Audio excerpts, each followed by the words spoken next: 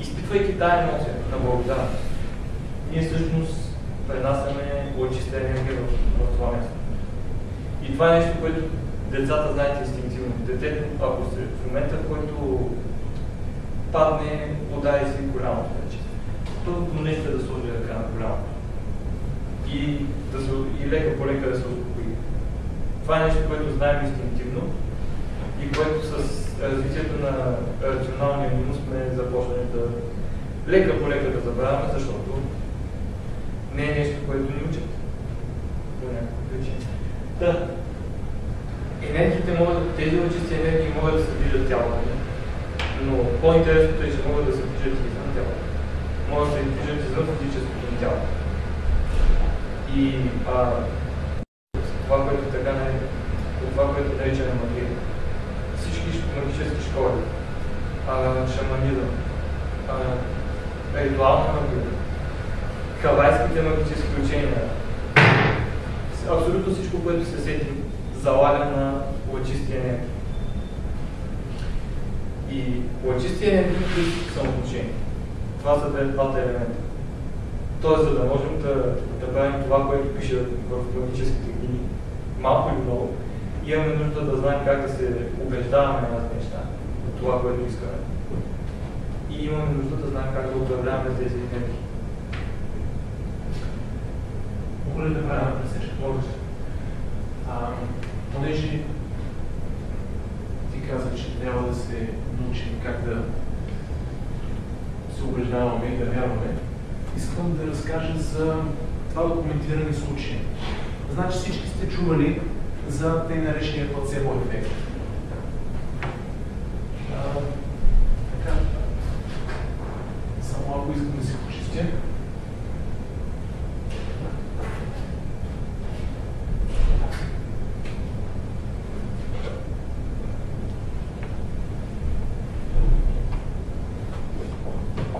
Плацебо ефект. Документираният случай е следният. През 1997 година се провежда изследване, чиято цел е да установи ефикасността на антидепресант в две групи. Най-странното в случая е, че Джанис Монфилд, една от участничките, е била в плацебо групата. Разбира се, тя това не го знае.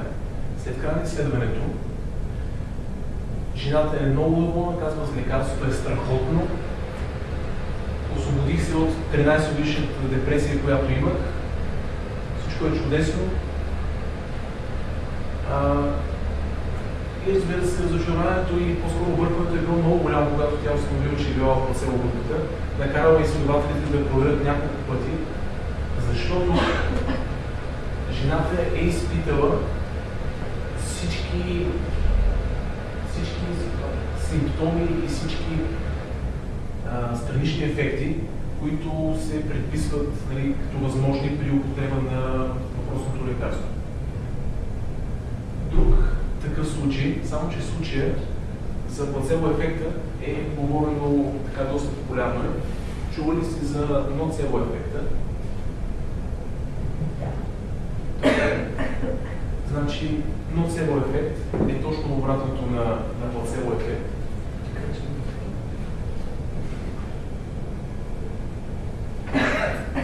Ноцебо ефект. Тук искам да разкажа за друг документиран случай. Той е от доктор Клифън Меда. Знаете по аудиторията, защото аз само казах да. Добре. Аз ще разкажа историята. Ще разкажа историята. Значи, той имал пациент, пенсиониран продавач на обувки, само, който е бил диагностициран с рак на хранопровода, който рак медицинското слово е ясно, че е смъртоносен 100 от 100. Разбира се, този човек, само он е бил третиран, бил лекуван, но доктор Меда е бил убеден, че ще умре, всички хора, които са го лекували, е бил убеден, че ще умре и накрая, да не ги изненада, казва, че умрял. Само, че като му направили аутопсията, открили всъщност, нали, че принципно хората умират от разсейките. При него обаче има само няколко миниатюрни точици на белия дроб и на черния дроб. И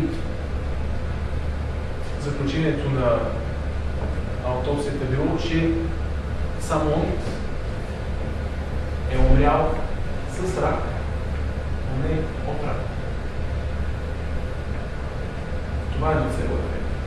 Искаш ли да го кажеш? Добре. Ще сами да може да приемеш и да ги представи. Само нещата. Би трябвало да просто много нещо, това, което казахме. Ами за стимул и реакцията и как разстоянието между тях. Разстоянието от тях се могат да бъдат като би трябвало да е помежду. А може да 5-6 минути това да го развие, добре. Чудесно.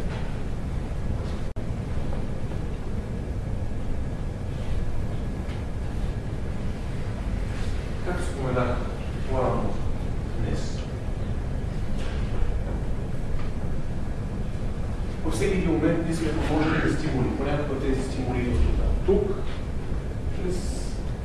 понякога идват от околната среда. Едно време са идвали повече от околната среда, сега повече от тук.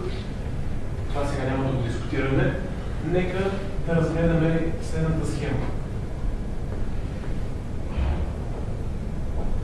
Стимул.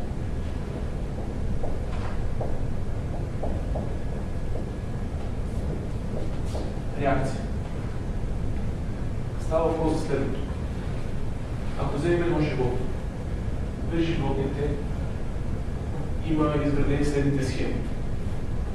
Приблизително за стимул А съответства реакция А. За стимул Б съответства реакция Б. Окей, чудесно. Само че това, което ни различава от животните, е, че при нас има един тънък момент на свободната воля. Като това е един малък отрязък от време между стимул и реакцията, в който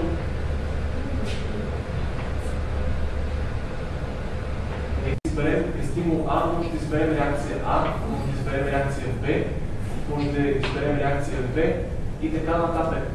Но в този малък отрязък от време, след като стимула ни е активирал, ние може да изберем своята реакция. Добре, какво се случва при борба или бягство, при инстинкта борба или бягство? Искаш ли да кажеш?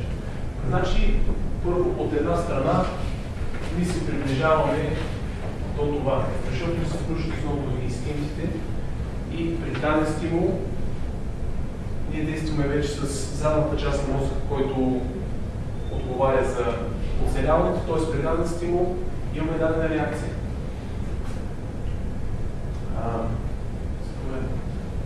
Значи само създадем какво става в енергийното тяло в цялата тази история. Имаме едно тяло. Не също го кажа на себе си, ще го кажа. Имаме едно тяло.